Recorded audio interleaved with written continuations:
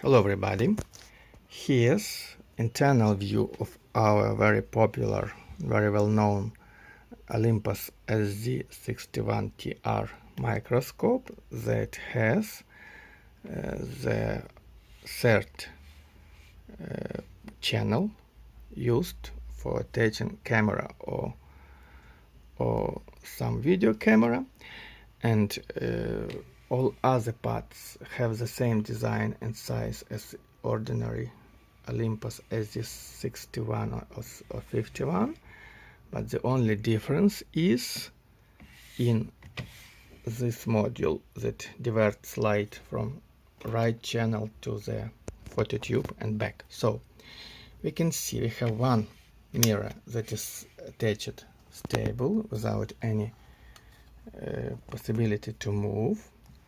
It's adjusted in proper position, and we have another mirror that is movable here, and when it's set off we have ordinary two channels here.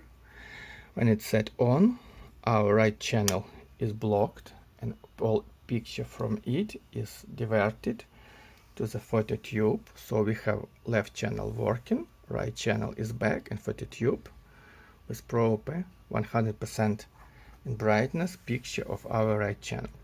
To be frank, that is not that convenient way of working. You are losing your 3D view this way. But if we put here some semi-transparent mirror here, then when we turn channel on or off, we will get some offset in our right channel comparing to the left channel, so we'll have some alignment issue when one semi-transparent mirror is put into the picture path. So it's the main reason that Olympus as well as Nikon and the 74.5 version taking into consideration only normal mirror, not transparent.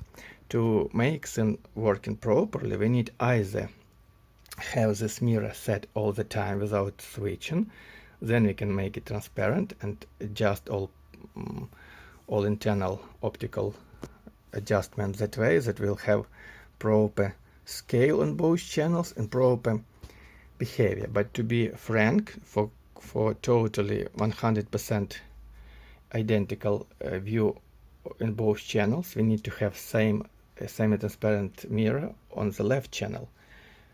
Only in that case we can have proper working system without any optical issues with identity, with identicality here. So I'm about to install here some prismatic parts on both channels, or maybe one channel, I'll see.